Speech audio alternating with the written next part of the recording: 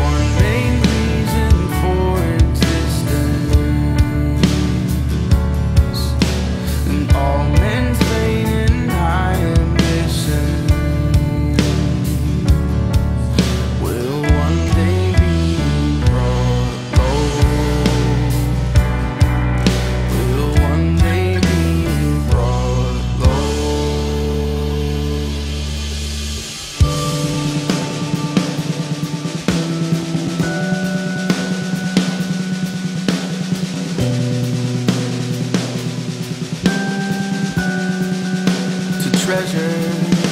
To treasure you above all others, to love you like we love no other, and your greatness soon will be uncovered, and all the earth will then know, and all the earth will then know. For you alone will be exalted in that day, and worthless goals will be exposed as idols that we've made. For you alone will be exalted in that day, and you'll be seen as rightful king, and from our hearts we'll say that all is for your glory, and all is for your name, and all is for your glory, and that in all things you have the first place, that in all things you have preeminence, and all is for your glory, and all is for your name, and all is for your glory, and that in all things you have the first place, that in all things you have preeminence. So put me anywhere, just put your glory in me, and I'll serve anywhere. Just let me see your beauty. Just put me anywhere, just put your glory in me, and I'll serve anywhere. Just let me see your beauty, oh God.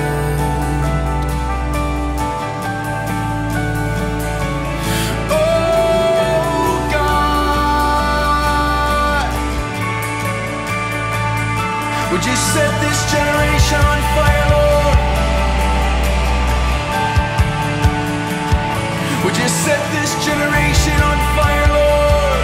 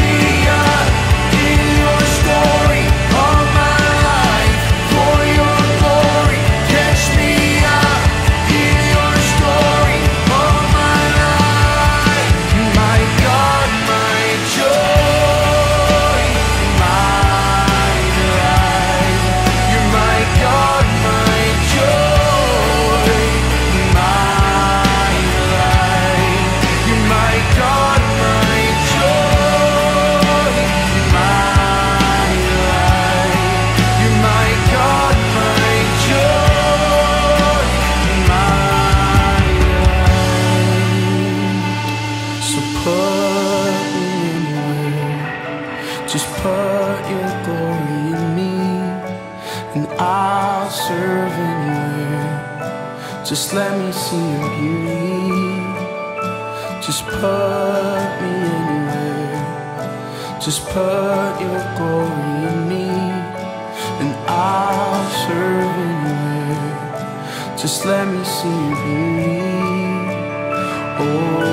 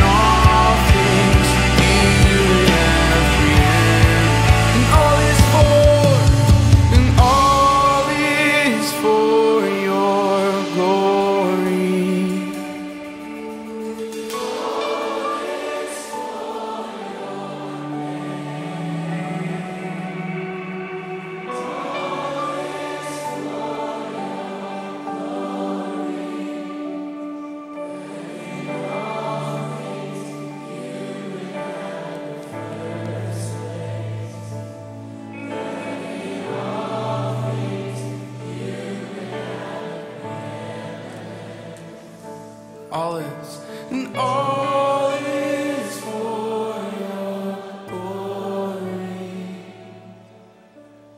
All is for your name.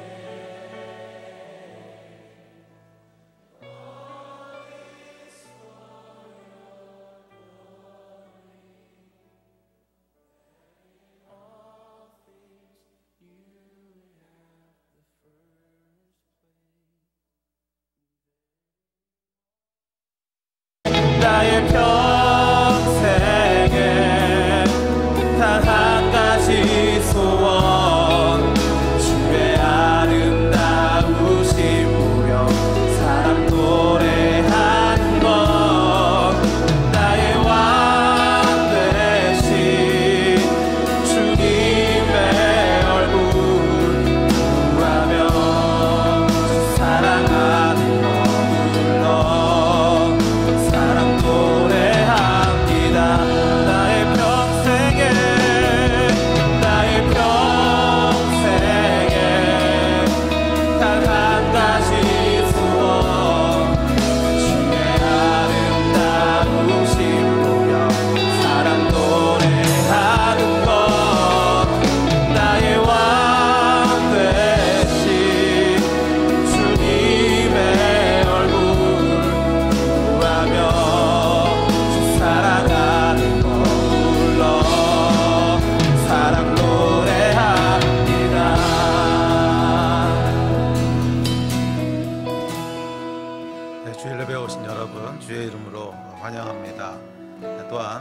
가운데서 주 앞에 예배하고 계신 모든 우리 성도 여러분, 예수 그리스도의 이름으로 축복하고 또 문안합니다.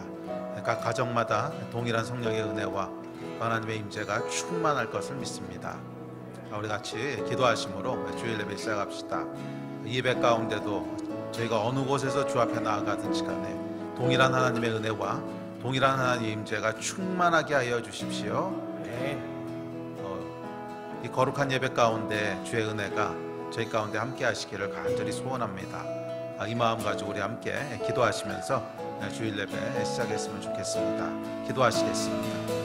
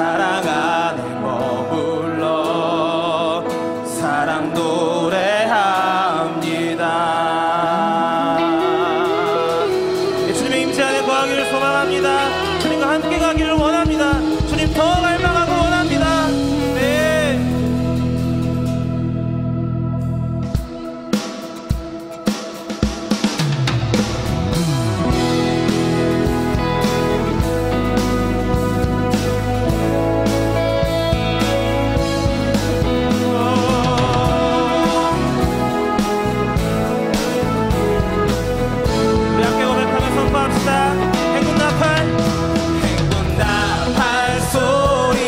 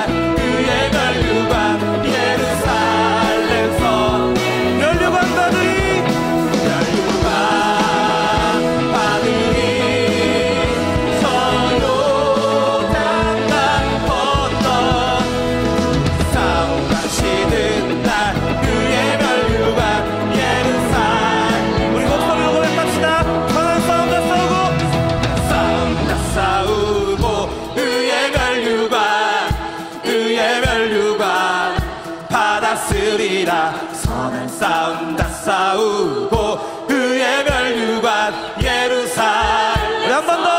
선한 싸움 다 싸우고, 선한 싸움 다 싸우고 그의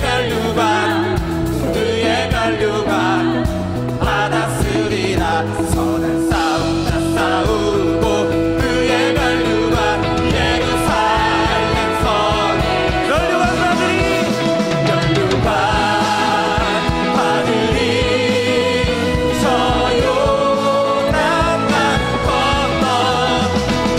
싸움 마치는 날 그의 멸류관 예루살렘 선. 한 번 더.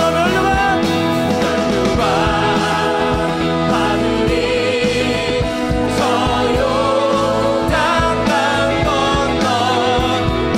싸움 마치는 날 그의 멸류관 예루살렘 성에서. 주님과 함께 나아가겠습니다. 할렐루야.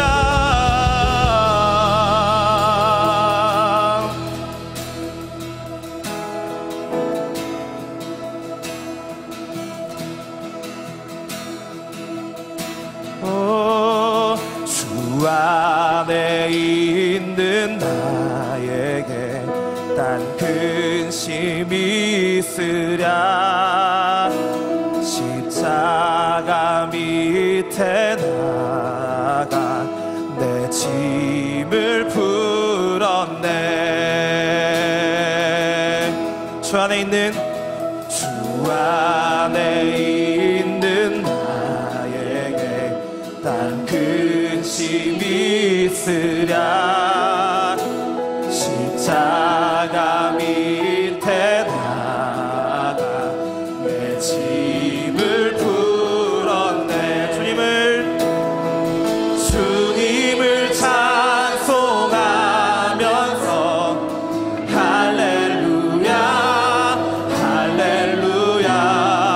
내 앞길 멀고 험해도 나 주님만 따라가리.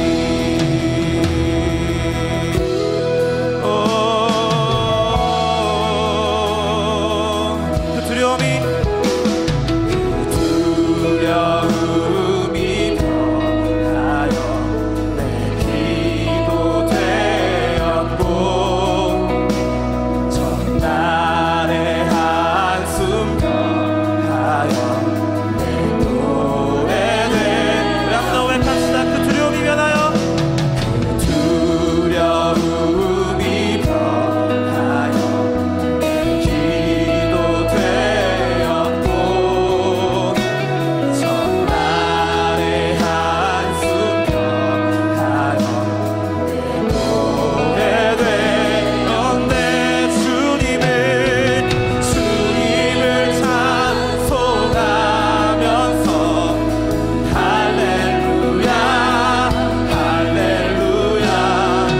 내 앞길 멀고 험해도 주님만 따라.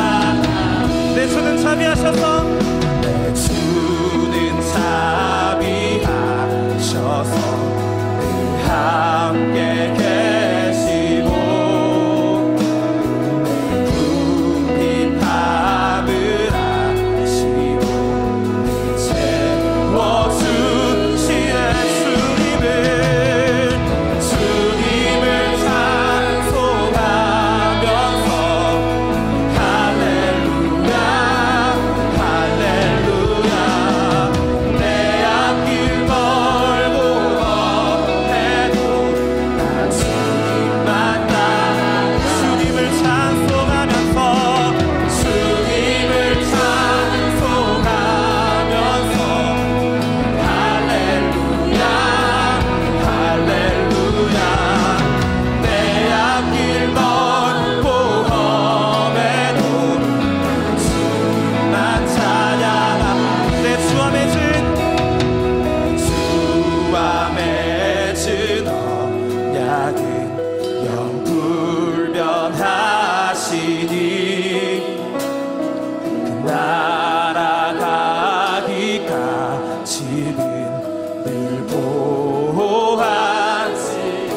주와 맺은 언약은 주와 맺은 언약은 영불변하시니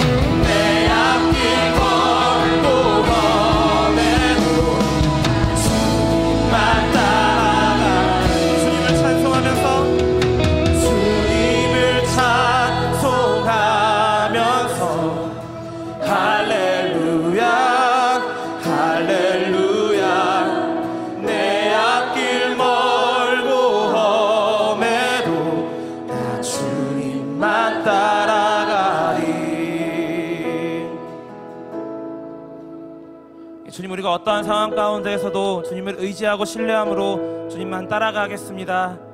주님께서 예비하신 그 면류관, 주님, 우리가 그것들을 사모하고 갈망합니다. 우리 주님 승리하셨고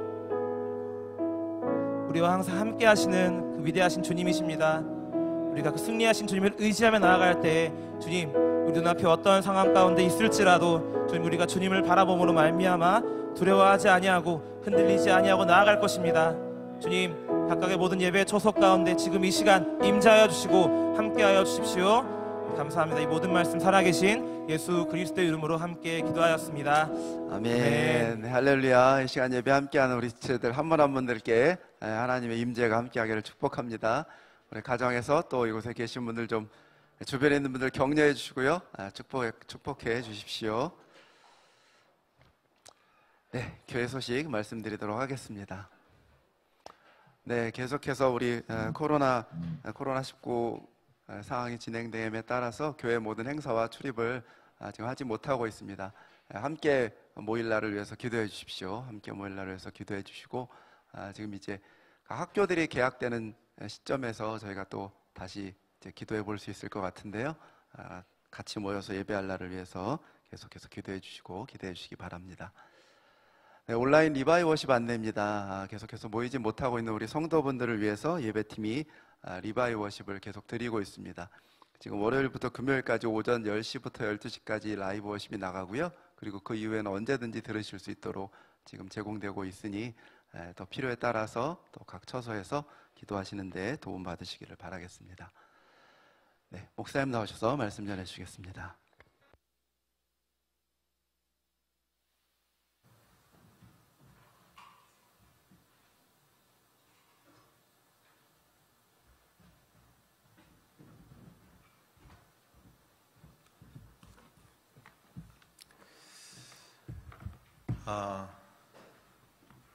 오늘 살펴보려고 하는 말씀은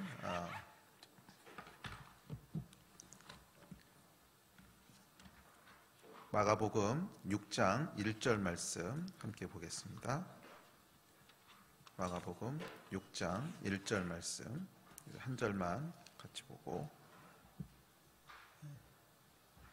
6장 1절입니다.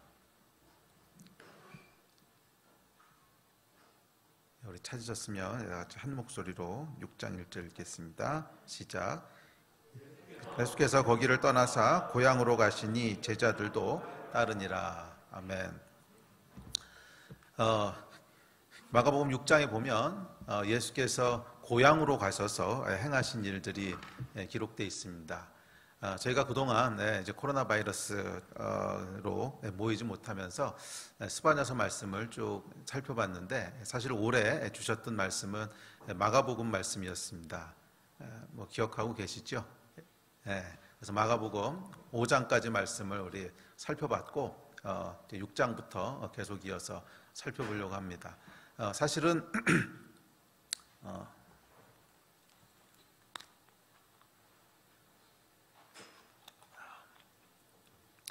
마가복음 말씀은 저희가 다 함께 모여서 다시 정상적인 예배가 됐을 때 그때 살펴볼 수 있을 거라고 기대를 했는데 뭐 생각보다 그렇게 쉽게 모임이 재개되지 않을 것 같아서 좀 마음이 아프네요. 그래서 어찌됐든지 간에 저희가 그냥 다시 원래 올해 저에게 주셨던 이 복음서 말씀, 특별히 마가복음 말씀으로 돌아가서 우리 말씀을 평상시처럼 다시 좀 돌아갑시다. 어쩌면 저희가 이렇게 모일 수 없는 기간이 조금 더 길어지면 이 기간을 특별한 기간이라고 이렇게 띄어서 요 기간만 지나가면은 달라지겠지 이렇게 하지 마시고 어느 상황에 처하든지 간에 그 상황 가운데 우리가 우리의 마음과 또 우리의 또 영혼을 잘 지키고 케어할 수 있는 그런 태도 또 그런 자세가 필요하지 않은가 생각합니다. 자, 오늘부터 한 2번에 걸쳐서 이 6장 말씀을 통해서 특별히 고향에서 예수님께서 행하셨던 일들에 대해서 함께 살펴보려고 합니다. 이 고향이라고 하는 단어는 좀 특별한 애정이 있는 곳이죠. 누구에게든지 고향 그러면 특별한 마음들이 있습니다. 그래서 이 고향 사람들 그러면 아주 친밀한 사람들이고 또 그래서 가장 좋은 것들을 그 사람들한테 주고 싶고 뭐 하나라도 좀 더해주고 싶고 그런 것이 고향 아닙니까? 근데 요즘은 뭐 다 도시화가 되면서 고향이라고 하는 개념이 많이 흐려지긴 했는데 그럼에도 불구하고 이렇게 타지에 나와 있다 고향 사람 만나면 뭐 그냥 조금이라도 더 좋은 거 해주고 싶고 진짜 마음에 있는 건 다 이 사람한테 주고 싶고 다른 사람들에 비해서 조금 더 약간 잘해주고 싶고 조금 더 애정이 가고 하는 것이 이제 고향이라는 단어입니다. 예수님께서 6장에 보면 고향에서 행하셨던 일들이 쭉 기록되어 있는데 그런 의미에서 6장에 기록된 고향에서 행하셨던 일들은 예수님의 애정이 담긴 어떤 일들이라고 봐도 무방할 것입니다. 예수님께서 가장 사랑하는 사람들에게 가장 마음이 가는 사람들에게 어떤 일을 하고 싶으셨는가 하는 것을 보기 원한다면 고향에서 행하셨던 일들을 쭉 읽어보면 되지 않겠습니까? 그런 의미에서 6장에 기록되어 있는 마가복음 6장에 기록되어 있는 여러 가지 사건들 또 예수님이 이제 행하셨던 여러 가지 사역들은 예수님께서 가장 마음을 주시고 가장 아끼셨던 사람들에게 하셨던 일들 그렇게 이해할 수 있을 겁니다. 그래서 고향 사람들에게 하셨던 일들은 오늘날 저와 여러분에게 하나님께서 예수께서 가장 행하시고 싶은 일이기도 할 겁니다.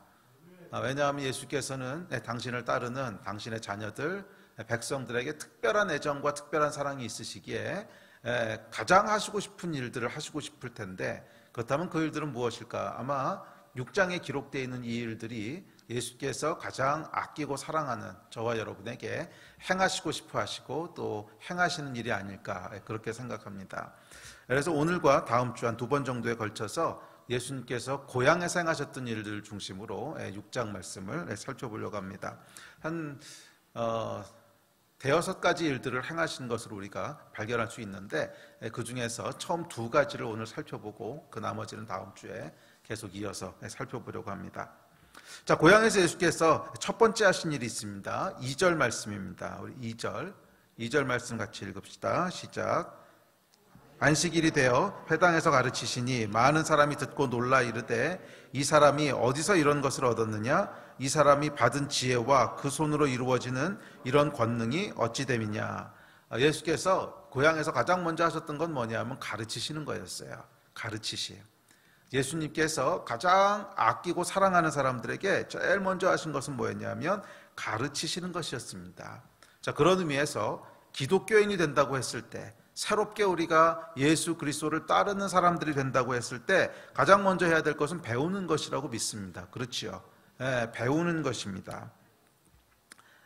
이 그리스도인의 삶은 이 예수께로부터 듣고 배우는 것으로부터 시작됩니다. 이것이 중요한 이유는 예수께서 창조주 하나님이시기 때문에 그렇습니다. 세상의 모든 것을 창조하시고 질서를 부여하신 분이 우리 하나님이십니다. 그렇기에 모든 피조물들은 하나님께로부터 듣는 것으로부터 시작되는 것이 당연합니다. 그래서 죄의 본질은 뭐냐면 하나님 창조주로부터 듣는 것을 거부하는 것이 죄의 시작이에요. 이 창조주 하나님께서 정해놓으신 이 땅의 질서, 삶의 방식들이 있는데 그거 듣기 싫다는 거야. 그냥 내가 생각하는 방식, 내가 생각하는 대로 살고 싶다고 하는 것이 죄의 시작이 아니겠습니까? 그래서 예수께서 이 땅에 오셨을 때 가장 먼저 하시고 싶었던 일, 고향에 가셨을 때 가장 먼저 하시고 싶었던 일은 뭐냐면 진리를 가르치시는 거였어요. 그리고 모든 그리스도인, 모든 예수를 믿고 거듭난 사람들이 해야 될 첫 번째 일은 창조주 하나님으로부터 그분의 말씀을 듣고 배우는 것인 줄 믿습니다.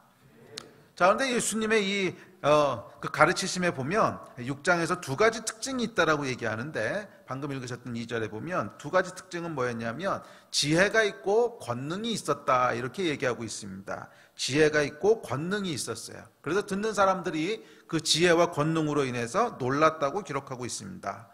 예수님의 가르침은 단순한 지식이 아니었어요. 그것은 이 땅을 창조하신 창조주 하나님의 지혜였습니다.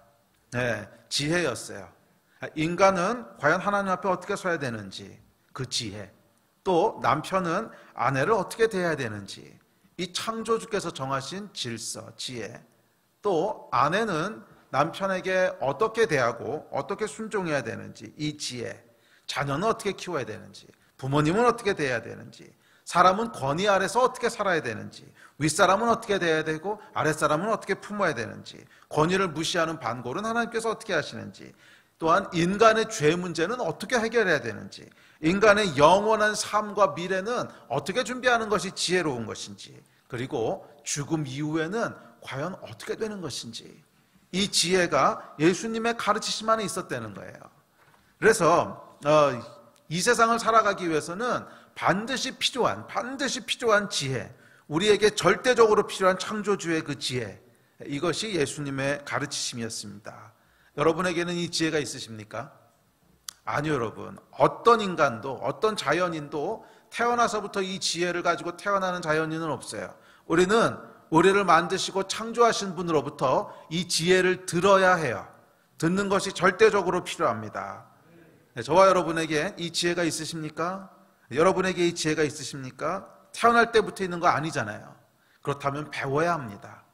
우리는 예수 그리스도의 말씀으로부터, 창조주 하나님의 말씀으로부터 그분의 지혜를 배워야 됩니다.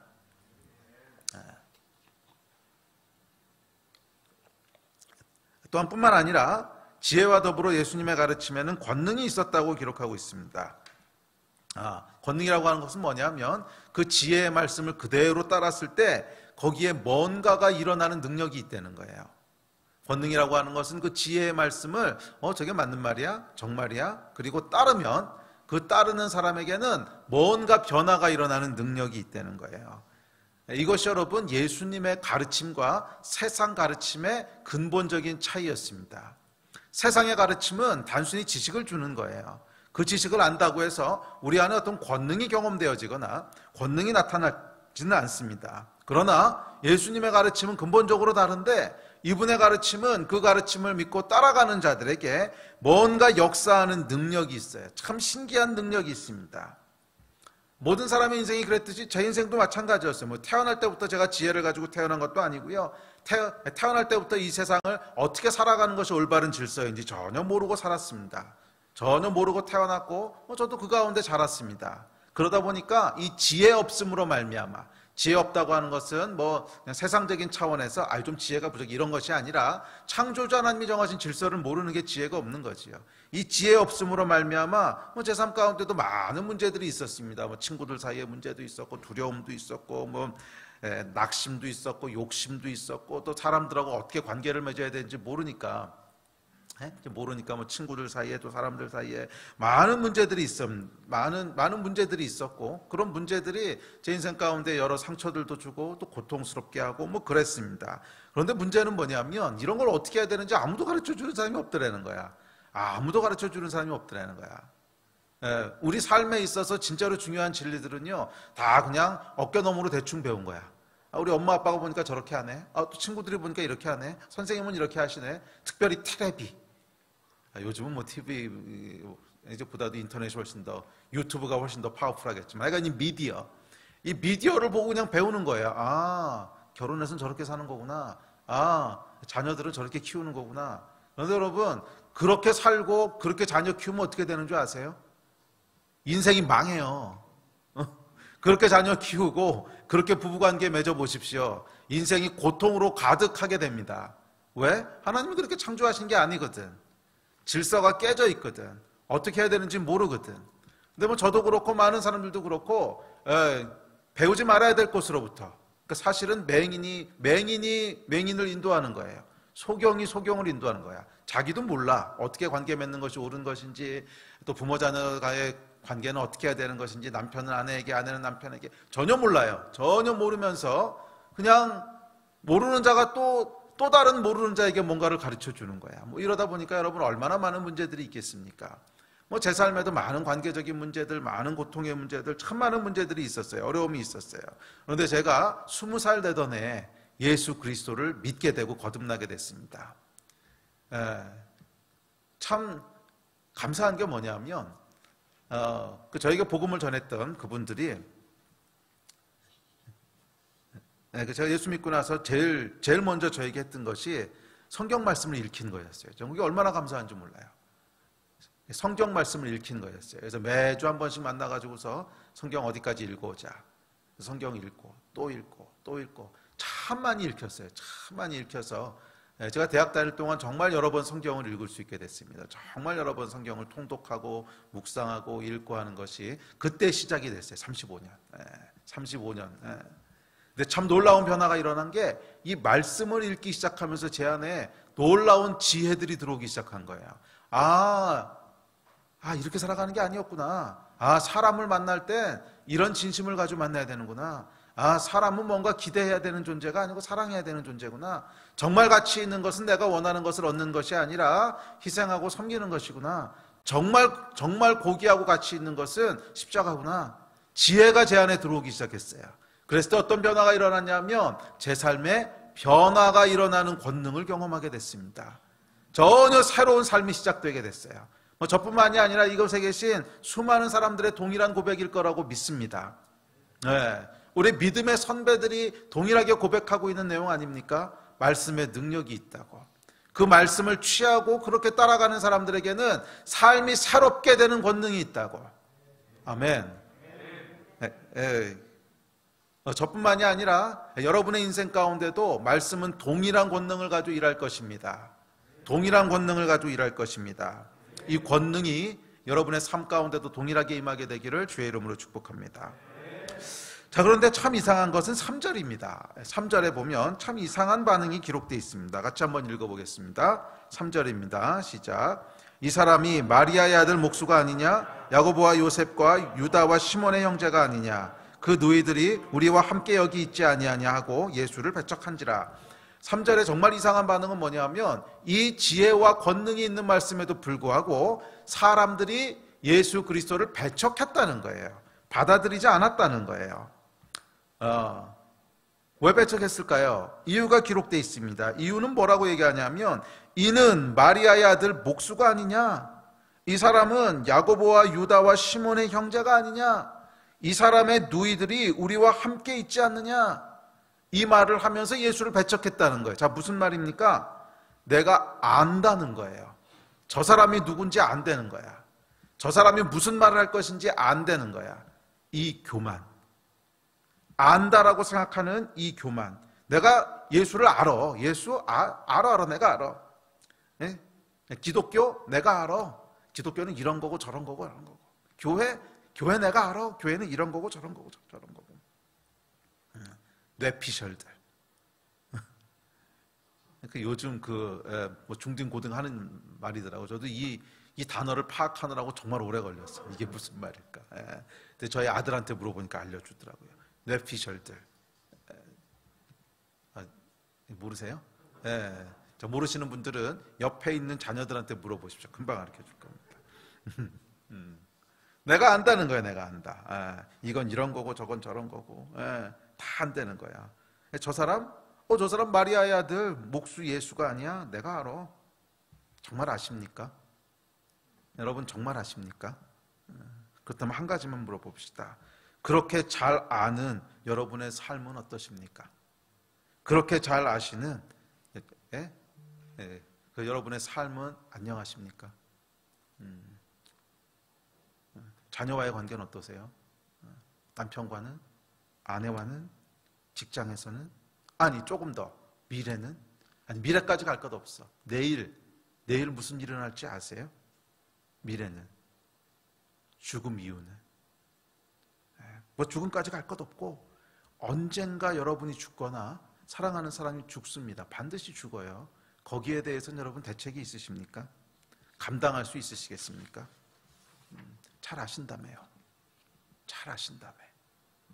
그 아는 것이 정말 여러분의 삶을 대처할 수 있는 능력이 있습니까? 내일 나에게 무슨 일이 일어날지 정말 아세요? 죽음 이후에 저와 여러분의 인생이 어떻게 될지를 정말 아세요? 아신다며. 이 인간의 교만이 우리 인생을 무너뜨리고 비참하게 만들어요. 망가뜨리는 거예요. 대책은 있으십니까? 죽음을 맞이할 대책은 있으세요? 죽음 이후에 대한 대책은 있으세요?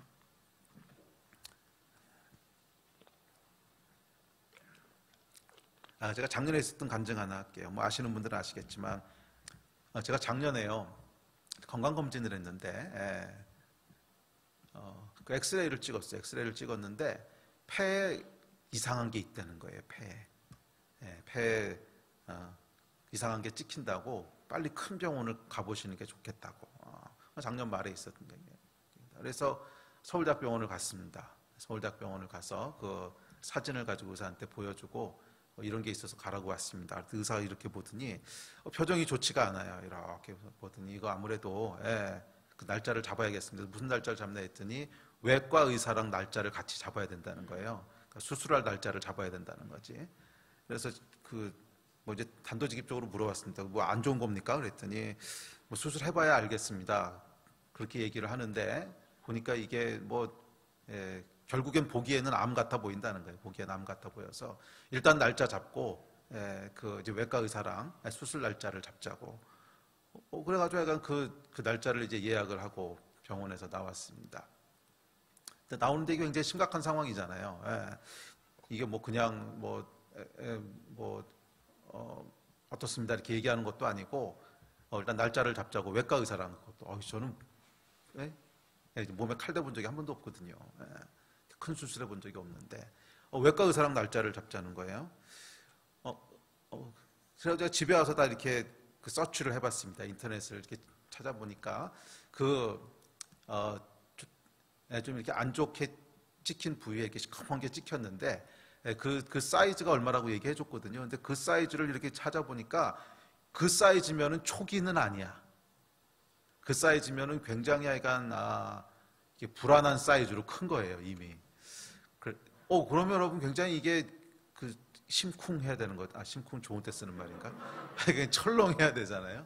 근데 참 이상한 일이 벌어졌습니다. 참 이상한 일이 벌어졌는데 너무 완벽한 평안이 있는 거예요. 너무 완벽한. 이거 뭐 설명할 수가 없는데 완전한 평강과 기쁨이요. 그냥 머리끝부터 발끝까지를 쫙 덮는 거예요. 걱정이요. 정말 일도 안 되고요. 일도. 그러니까 주변에 있는 사람들이 오히려 이거 아는 사람들이 어떻게 해요 그러는데 저는 뭐 걱정이 일도 안 되고 아니 뭐 어떡하긴 뭘 어떻게 해. 예. 최악의 상황이 뭘까? 최악의 상황은 천국이지 뭐야. 그래서 어떡하세요 하는데, 아니 뭐 어떡하긴 뭘 어떡해. 최악의 상황을 생각해도 천국인데 할렐루야, 뭐 이것보다 어떻게 더 좋아. 제 안에요 정말 걱정이 하나도 안 되고요, 완벽한 평강과 완벽한 평화가 그냥 위로부터 쫙 덮는데, 제가 중요한 걸 하나 알게 됐어요. 아, 적어도 내가 죽음에 대해서는 대책이 있구나. 적어도 죽음에 대해서는 대책이 있구나. 이 대책이 여러분 어디서부터 온 건 줄 아세요? 예수님의 가르치심부터 온 거야.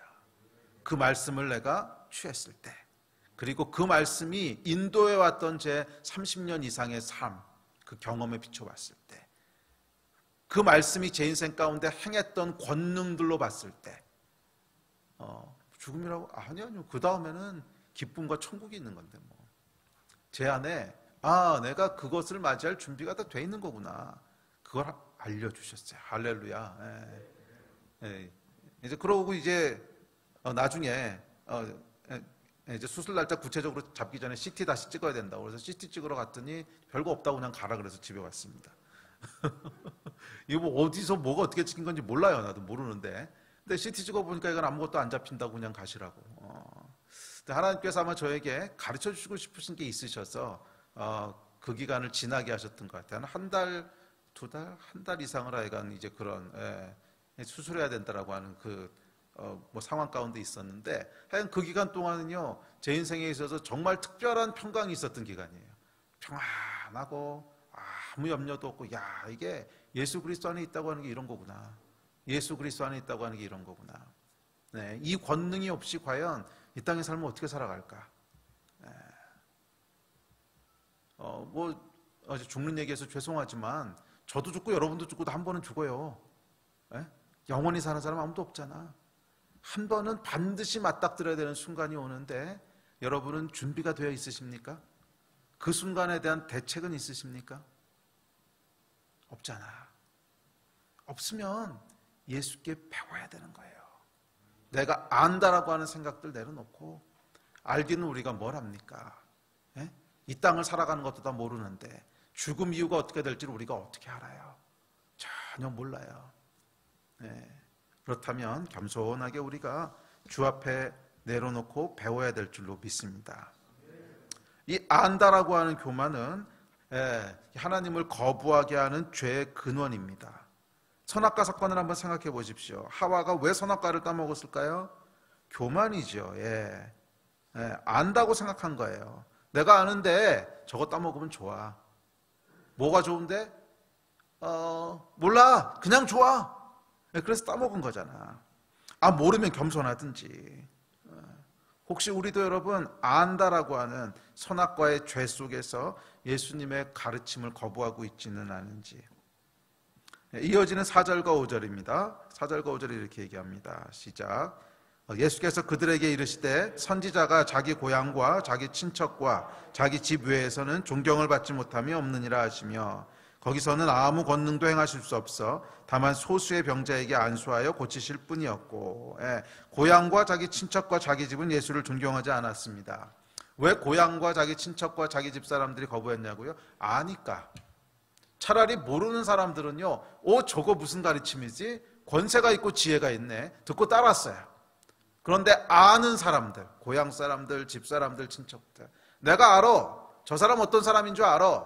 목수야, 마리아의 아들이야, 야고보와 시몬의 형제야, 내가 알아 라고 생각했던 사람들은 예수 그리스도를 거부했다는 거예요. 배척했다는 거예요. 혹시 여러분 우리 안에도 이 아는 사람들이 너무 많지 않습니까? 너무 많이 알아. 예수에 대해서 너무 익숙하게 알고 있는 사람, 기독교에 대해서 너무 익숙하게 알고 있는 사람, 교회에 대해서 너무 익숙하게 알고 있는 사람, 태어날 때부터 엄마 뱃속에서부터 익숙하게 알고 있는 고향과 자기 친척과 집안 사람들이 혹시 우리 안에 있지 않습니까? 너무 많이 알아. 빠삭하게 알아. 그런데 삶에 아무 권능은 없어. 그런데 삶에 아무 대책은 없어. 그럼 여러분 아는 게 무슨 소용이야? 어차피 삶에 아무 권능도 없고 대책도 없는데. 이 안다라고 하는 교만이 여러분 우리 인생을 파괴하는 진짜 원수입니다. 우리는 예수 앞에 이 안다라고 하는 교만을 내려놓고 알긴 우리가 뭘 알겠어요. 그 얄팍한 지식, 그 얄팍한 경험, 이거 다 내려놓고 예수 그리스도께 들읍시다. 예수 그리스도께 배웁시다. 우리가 어디로 가야 되는지, 우리 삶이 어떻게 세워져야 되는지.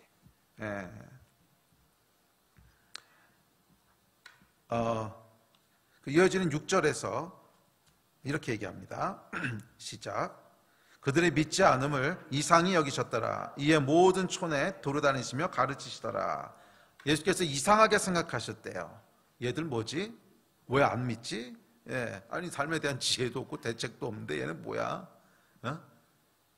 아니 지네들 좋으라고 주는 건데 얘네들 뭐야? 이상하게 생각하셨다는 거예요. 얘네 뭐야? 여러분, 이런 미련한 사람들이 되지 맙시다. 이런 미련한 사람들이 되지 맙시다. 우리는 내일 뭔 일이 벌어질지도 모르고요. 삶에 대한 대책도 없고 지혜도 없고 권능은 더더군다나 없어요. 이 지혜와 권능은 예수님의 가르치심에서부터 오는 거예요. 지혜로운 여러분 되시고 권능을 경험하는 여러분 삶 되시기를 축복합니다. 그래서 야고보서에서 이렇게 얘기합니다. 시작. 들으라, 너희 중에 말하기를 오늘이나 내일이나 우리가 어떤 도시에 가서 거기서 1년을 머물며 장사하여 이익을 보리라 하는 자들아, 내일 일을 너희가 알지 못하는도다. 너희 생명이 무엇이냐? 너희는 잠깐 보이다가 없어지는 안개니라. 많은 계획 세우지만 내일 일도 모르지 않느냐.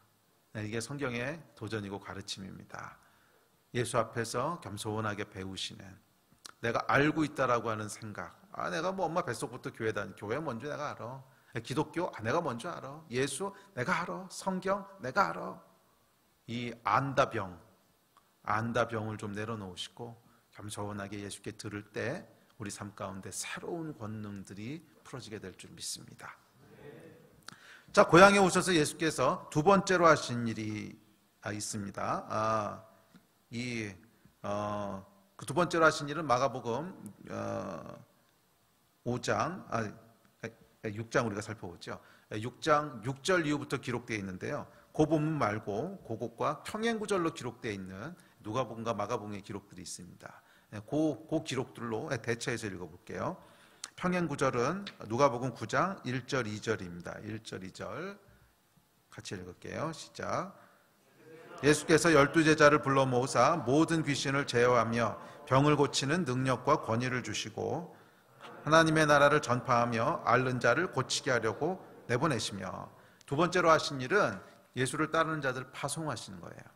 가르치시고 두 번째는 파송하셨어요. 파송하셨는데 무엇을 위해서 파송하셨냐면 하나님 나라를 전파하고 앓는 자들을 고치라고 파송하셨어요. 앓는 자를 고친다고 하는 것은 우리가 전번까지 마가복음 강의에서 살펴봤지만 예수께서 고치시는 것은 영과 혼과 육을 다 고치셨어요. 그러니까 파괴되고 고통 가운데 있는 삶을 회복시키신다는 거야. 그래서 예수님께서 두 번째로 하셨던 일들은 파송하신 것인데 하나님 나라를 전파하고 사람들을 회복시키는 일을 위해서 사람들을 파송하셨다는 거야. 그리고 이를 위해서 우리에게 능력과 권위를 주셨다고 기록하고 있습니다. 병을 고칠 능력과 귀신을 제어할 권위를 주셨다고 기록합니다. 우리가 말이에요, 여러분, 삶에 대해서 잘 모릅니다. 아까 살펴봤죠. 삶에 대해서 몰라요. 인생에 대해서 몰라요. 지혜가 없어요. 그래서 예수께 배워야 된다 그랬잖아요. 그런데 이 삶에 대한 지혜가 없는 사람들이 말이에요. 그래서 안다고 생각하는 그 병 때문에 예수 그리스도를 배척한다고 얘기했습니다. 그런데 예수를 믿고 따라가기로 한 사람들에게도 역시 해결되지 않는 안다병이 있어요. 그 안다병, 두 번째 안다병은 뭐냐면 내가 누군지에 대해서 안다고 생각하는 거야. 내가 누군지에 대해서 안다고 생각하는 거야. 나에 대해서는 내가 알아. 나는 이런 사람이야. 나는 이런 존재야.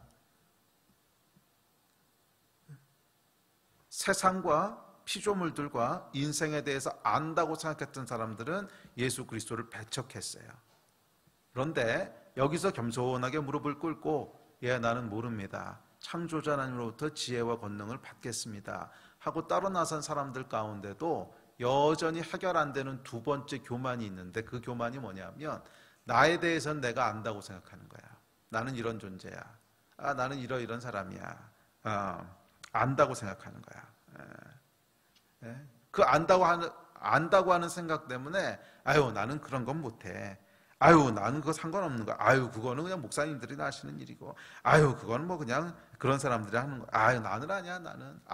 나는 그런 권능도 없고, 나는 그런 권위도 없고, 나는 아니야. 나는 내가 알아. 이 생각. 혹시 여러분 안에도 있지 않으세요?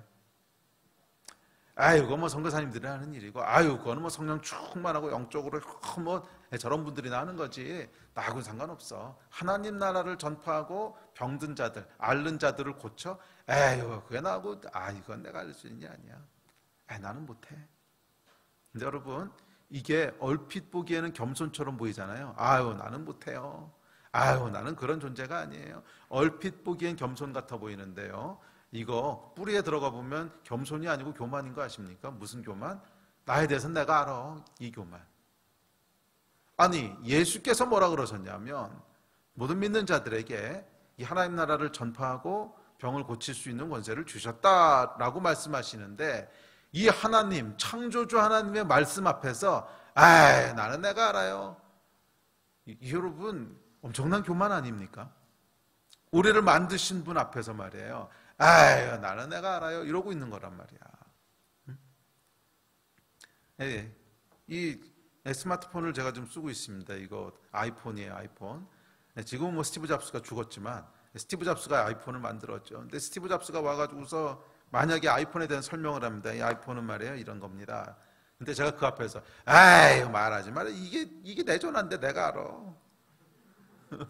그럼 여러분, 얼마나 이상한 얘기예요. 이제 스티브 잡스가 와서 만든 사람이 와서 아니요, 그 아이폰 안에는 이러이런 기능이 있어서요, 이러이런 거 할 수 있습니다. 근데 제가 그 앞에서 쓸데없는 얘기 하지만 내 전화는 내가 알아. 그거 못해. 이게 여러분 겸손일까요, 교만일까요? 교만이지. 우리를 만드신 분이 우리에 대해서 너는 이런 존재야 라고 말씀하시는데, 너는 이런 걸 할 수 있어. 내가 그렇게 하라고 너에게 권위와 권능을 줬어. 근데 그 앞에 말도 안 되는 소리 하지 마세요. 내가 못해. 난 내가 알아. 이게 여러분 겸손일까, 교만일까? 교만이에요. 나에 대해서는 내가 안다라고 하는. 나에 대해서는 내가 안다라고 하는. 아니 여러분, 우리를 아는 분은 우리를 만드신 분이시지 나 자신이 아닙니다. 우리를 아는 것은 우리를 만드신 분이시지 나 자신이 아니에요. 이 부분에서도 우리가 안다라고 하는 병이 우리 인생을 꽉 사로잡고 있는 거야. 그래서 내가 스스로 어떤 존재인지를 알지 못하도록, 그 존재에 걸맞는 삶을 살지 못하도록 우리를 꽉 옥죄고 있는 것이에요. 오늘 사랑하는 성도 여러분들에게 자유와 해방의 역사가 있게 되기를 축복합니다. 이 잘못된 거짓에 꽉 묶여서 내가 어떤 존재인지 전혀 알지 못하고, 그래서 나는 못해요. 난 상관없어요. 아니요. 하나님께서 저와 여러분의 인생을 통해서 하나님 나라를 전파하고 이 땅에 고통받는 앓는 자들을 치유할 수 있는 그런 권능과 그런 권위를 주셨어요. 저와 여러분은 그런 존재예요. 저와 여러분은 그런 존재예요. 안 믿어지시고 안 느껴지신다고요? 여러분의 느낌을 신뢰하지 마세요. 예수께서 그렇게 말씀하셨잖아요. 예수께서 그렇게 가르치셨잖아요. 이것이 진리예요. 이것을 여러분 믿으셔야 돼요. 그것을 믿었을 때 그 가르치심, 그 말씀의 놀라운 권능이 저와 여러분을 통해서 흘러가기 시작하는 거예요. 뿐만 아니라 이 또 다른 평행 구절인 마태복음 10장 12절부터 15절에 보면 이렇게 얘기합니다. 10장 12절부터 15절 마태복음 시작.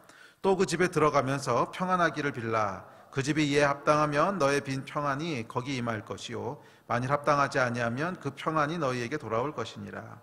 누구든지 너희를 영접하지도 아니하고 너희 말을 듣지도 아니하거든 그 집이나 성에서 나가 너희 발의 먼지를 떨어버리라. 내가 진실로 너희에게 이르노니 심판날에 소돔과 고모라 땅이 그 성보다 견디기 쉬우리라. 이 병을 고치고 또 귀신을 제어하는 능력뿐만이 아니라 어떤 권능을 우리에게 주셨냐면 축복할 수 있는 권능을 주셨어요. 그래서 저와 여러분은 어떤 존재냐면 축복권이 있어요. 누군가를 축복할 수 있는 권위가 있다는 거예요. 축복권. 반대로 저주할 수 있는 권도 있어요. 저주권. 근데 저주권은 여기 이제 묘사되어 있듯이 축복을 마땅히 누려야 되는데 누리지 못하는 게 저주거든. 그래서 저와 여러분은 어떤 존재냐면 우리에게 축복할 수 있는 권위를 하나님께서 위임해 주셨어요. 우리가 그 축복권을 가지고 사람들에게 축복을 나눠줄 수 있는 존재인데, 만약에 당연히 나눠줘야 될 축복을 우리가 홀드하고 있으면 어떻게 될까요? 그럼 축복을 못 누리는 거지. 그게 뭐야? 저주라는 거예요. 그래서 저와 여러분에게는 하나님께서 어떤 놀라운 권세를 주셨냐면 축복하고 저주할 수 있는 권세를 주셨어요. 여러분, 저와 여러분은 우리 스스로가 생각하는 것과는 전혀 다른 소중하고 특별하고 위대한 하나님의 사람입니다. 우리 하나님께서 저와 여러분을 그렇게 만드셨고 선택하셨고 보내셨어요. 우리 스스로에 대해서 안다라고 생각하는 이 교만을 다 내려놓고 하나님의 말씀을 지식으로 지혜로 취합시다. 내가 나에 대해서 어떻게 느끼든지, 내가 과거에 어떤 실패 경험들을 가지고 있든지 그거 다 내려놓으시고 하나님이 나에 대해서 무엇이라고 말씀하시는지를 붙잡으세요.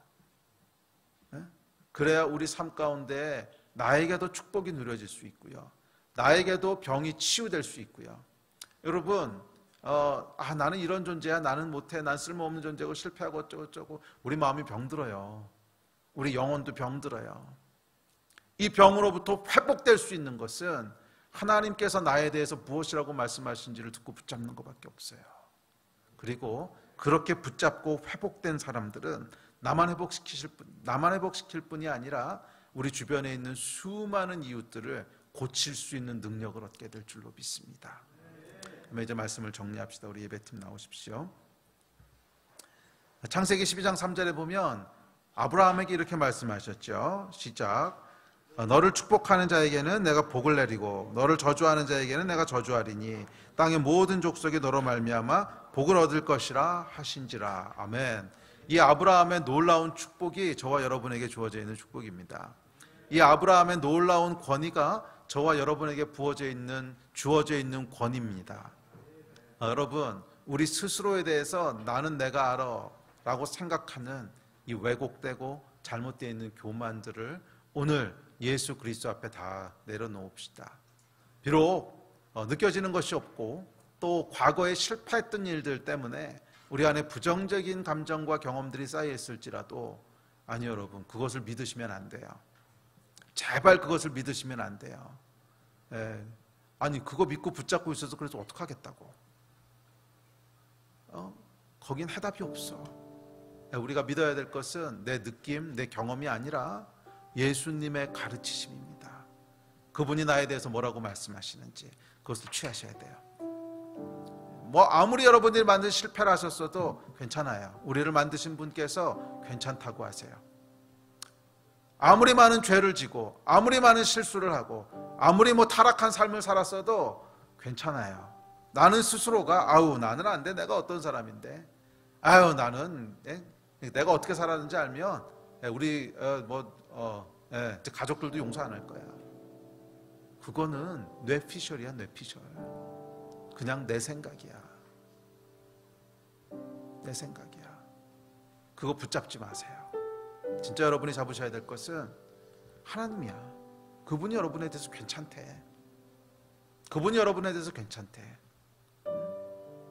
단순히 괜찮은 것뿐만이 아니라 여러분을 통해서 하나님 나라를 전파하고 진리를 확장하고 또 사람들을 치유하는 일들을 행하게 하실 거래요. 축복의 통로가 되게 하실 거래요. 이 말씀을 믿으심으로 그런 여러분들이 되시기를 바랍니다. 이 예수님의 말씀을 듣고 제자들이 그 말씀을 따랐습니다. 나에 대한 스스로의 생각을 내려놓고 예수께서 말씀하신 나를 진짜로 받아들였어요. 그랬더니 무슨 일이 벌어집니까? 6장 12절 13절입니다. 시작.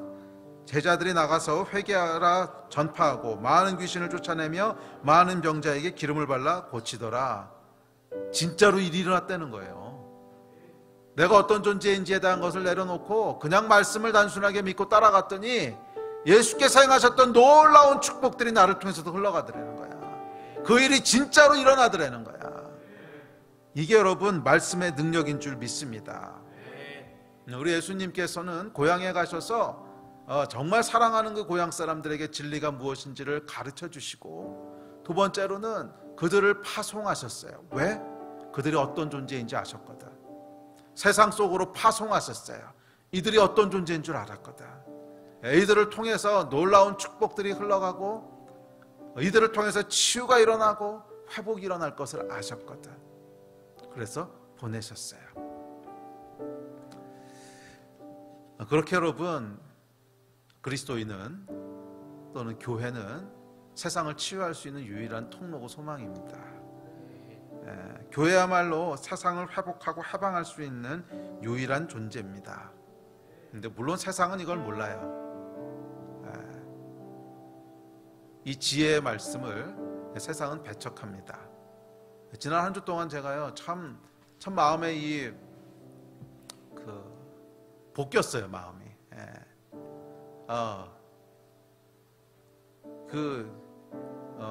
코로나 바이러스도 코로나 바이러스인데 이 코로나 바이러스 때문에 교회를 향한 사람들의 분노가 막 이렇게 올라오는 것들을 보면서 제 안에 마음이 참 여러 가지로 복잡하고 또 마음이 볶이고 그런 시간들을 가졌습니다. 근데 사람들이 하는 얘기를 들어보면 교회에 대해서 너무 잘 안돼. 교회는 이런 거야. 교회는 이런 거. 교회는 뭐 죽음 가지고 장사하는 데야. 교회가 어떤 데인 줄 알아? 교회는 목사가 사업하는 곳이야. 교회가 어떤 데인 줄 알아? 교회가 왜 예배를 강행하는 줄 알아? 사람 안 나오면 돈이 안 돼서 그런 거야. 안 돼요. 안 돼. 다 안 돼. 물론 교회가 잘못한 것이 있습니다.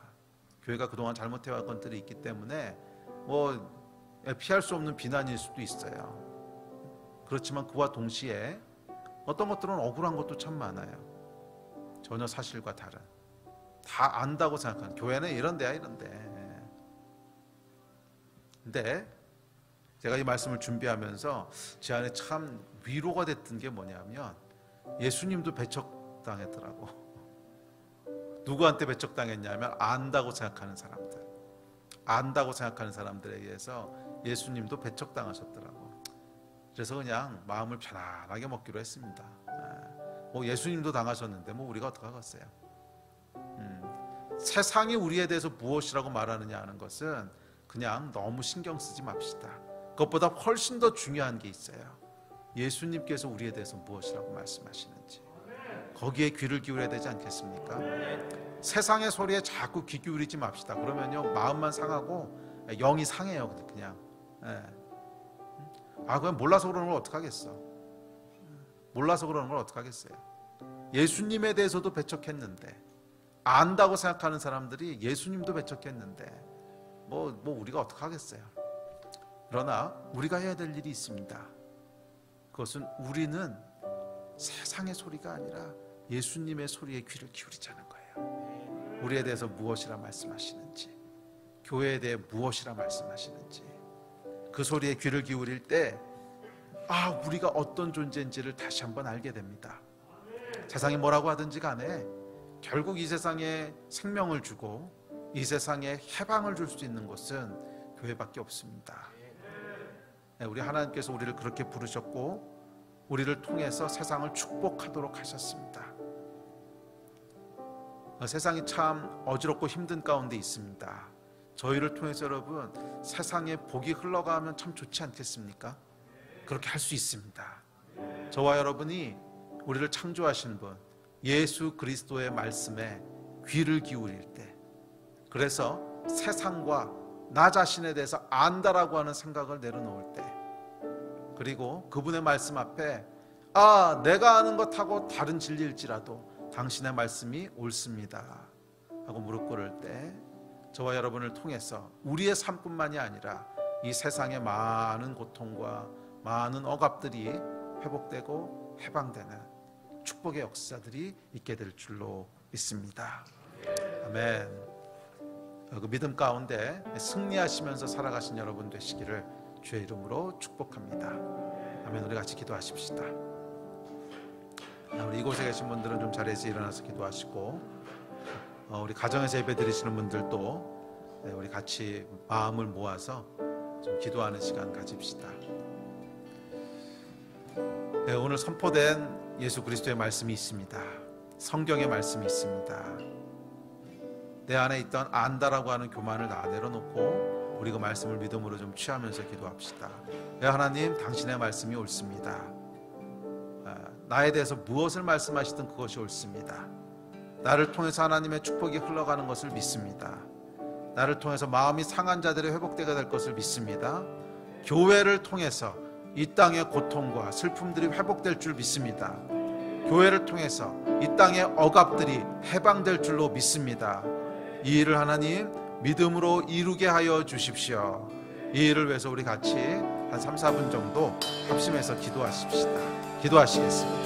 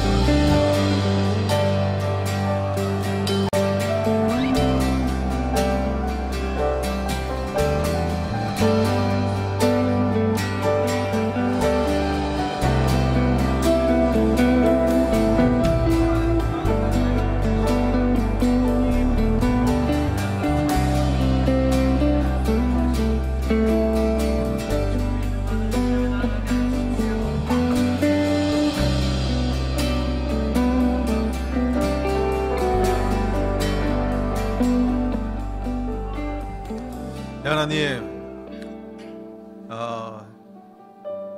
참 어렵고 또 특별한 시간을 지나고 있습니다. 특별히 교회를 향한 세상의 많은 비난들이 우리 마음을 어렵게 하고 힘들게 하는 때입니다. 주님, 특별히 간구하옵기는 우리 성도들의 귀를 지켜주시고 마음을 지켜주시고 영혼을 지켜주셔서 세상의 소리에 귀를 기울이지 말게 하여 주시고 하나님의 소리에 귀를 기울이게 하여 주시옵소서. 안다라고 생각했던 고향과 친척과 집사람들이 예수 그리스도를 배척하였듯이 안다라고 생각하는 많은 생각들이 교회에게 돌을 던지고 교회를 비난합니다. 주님, 교회에 잘못이 있다면 이 시간 회개합니다. 교회를 정결케 하여 주시고 주님께서 새롭게 하여 주십시오. 또한 우리 한 사람 한 사람의 마음과 귀를 주님께서 지켜주셔서 세상의 소리에 귀를 기울이는 것이 아니라 우리를 통해서 하나님이 이 땅 가운데 행하시고자 하는 일들을 깨닫고 알고 그 통로들이 되는, 그 권능의 역사들이 풀어지는 그런 은혜가 있게 하여 주시옵소서.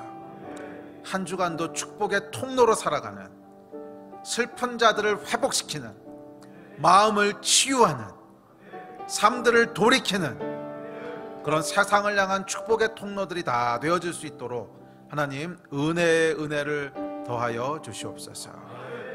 감사합니다. 주 예수 그리스도의 이름으로 기도했습니다. 슬픈 마음 있는 사람 예수 이름 믿으면 영원토록 변함없는 기쁜 마음. 슬픈 마음 있는 사람, 슬픈 마음 있는 사람 예수 이름 믿으면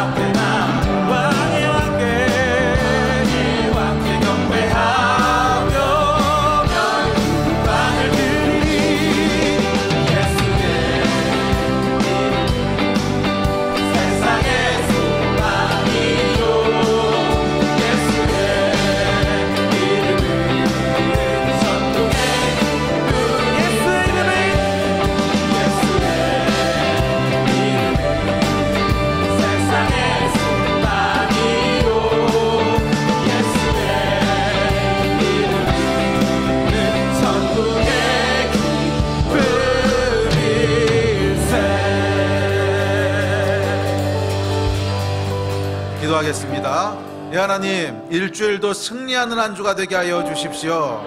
우리 마음이 낙심되지 말게 하여 주시고, 마음이 쓰러지지 말게 하여 주시고, 우리 하나님의 말씀에 의지하여 내 안에 있는 모든 안다라고 하는 교만들을 내려놓고 하나님의 말씀이 기준이 되고, 우리 하나님의 말씀이 진리가 되고 사실이 되는, 그래서 권능 가운데 살아가는 승리하는 한 주간 되도록 다 지켜보호하여 주시옵소서.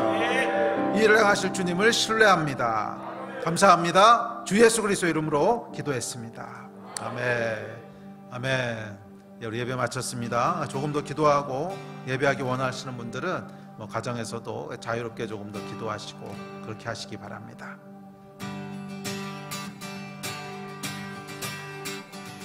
슬픈 마음 있는 사람 예수 이름 믿으며 영원토록 변함없는 기쁜 마음 얻으리. 슬픈 마음 있는 사람, 슬픈 마음 있는 사람 예수 이름 믿으며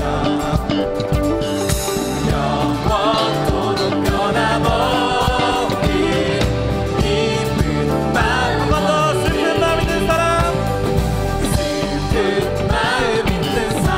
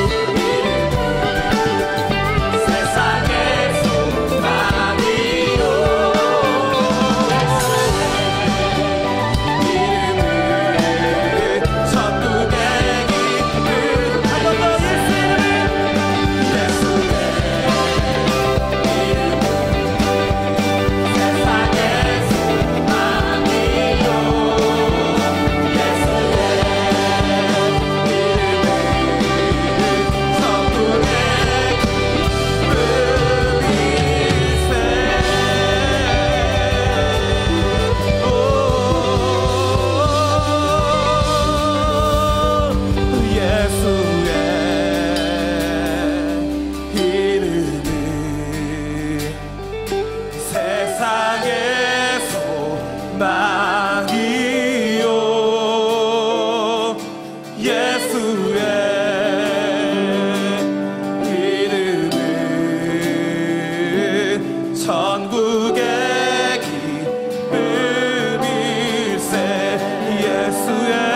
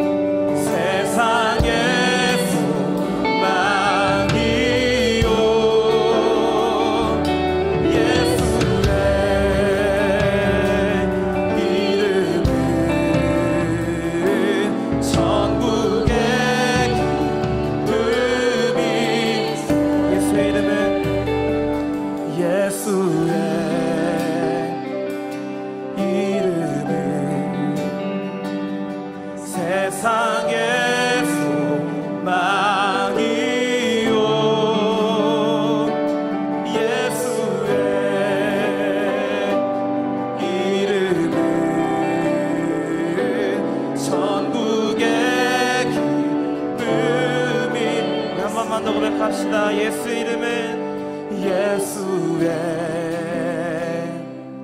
이름은 세상의 소망